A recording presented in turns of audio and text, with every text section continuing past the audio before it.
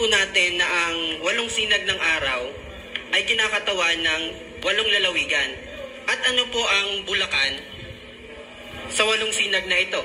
Naandun po sila. Sapagkat kilala po ang mga Bulakenyo bilang matapang.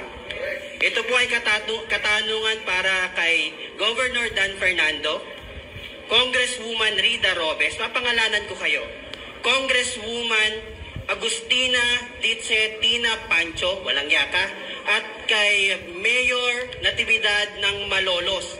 Malolos po, Mayor Attorney, tandaan nyo po, diyan itinatag ang atin pong unang republika at ang atin pong unang konstitusyon. Wala po kayong tapang, wala po kayong hiya sa atin pong mga ninunong, mga bayani na lumaban at nagbuwis ng buhay, dumanak ang dugo para po sa ating bansa. Hindi lang po ang watawat ng inyong binastos, kundi po ang karapatan ng lahat ng Pilipino sa inyo pong ginawang pang-uusig at panglulupig sa amin pong mapayapang pagsasama-sama. At ito po ay aking pong panawagan, Pangulong Bongbong Marcos, na asawa mo naman ang namumuno na si Risa Araneta Marcos, umalis na po kayo sa Malacanang. Yes. Yan. Layas, BBM. Sa Malacanang. Mamaya po, murahin ko. Jutang Ginames, sabi nga po. Jutang Ginames. At ikaw naman, Tambaluslos, House Speaker Martin Romualdez. Suot-suot ko po, hindi mo pera yan. Hindi mo pera yan. Ha?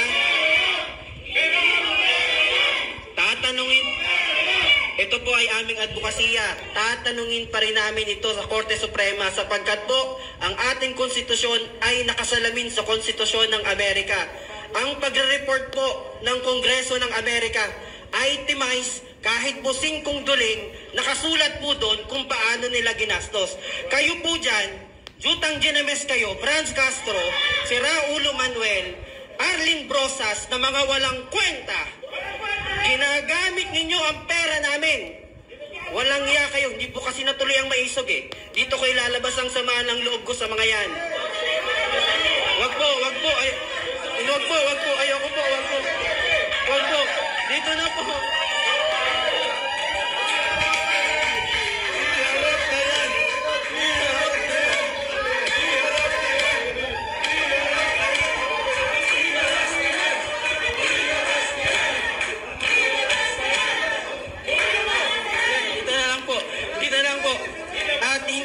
Natatakot sa inyo. Tandaan nyo po yan. Ha? Tandaan mo to, Lisa. Hindi ako natatakot sa iyo, Madam First Lady.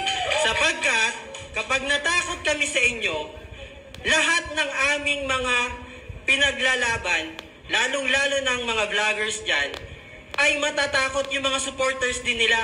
Hindi po kami matatakot. Lalo pong dadami ang mga Pilipinong tatapang at ilalabas ang sama ng loob sa inyong mag-asawa. Tandaan nyo po yan. Ha? Mag-resign na po kayo. Tulad ng ama mo, President Bongbong Marcos. Kami ay nananawagang mag-resign ka o makikita mo ang galit ng mga Pilipinong inaapi noon pang panahon ng mga Kastila. Kung kahapon, April 27, hindi nagpatalo si Lapu-Lapu, hindi lalo kami magpapatalo sa kapwa namin Pilipino. Kapwa Pilipino po kayo. Governor, inulit ko po, Governor, pasensya na po sa mga taga-Bulacan, Governor Dan Fernando, last term mo naman, huwag ka nang tumakbo kasi wala ka ng pag-asang manalo. Congresswoman Rida Robes, Congresswoman Tina Pancho, kasi ayaw nilang pangalanan, ako magpapangalan sa inyo, Mayor Attorney Natividad ng Malolos. Pinananawagan po tayo sa mga taga-Bulacan. Kung ito po ang gusto ninyong mamuno sa inyo, ito po ay pagpapakita na walang bayad ang mga taga-Bulacan. Salamat.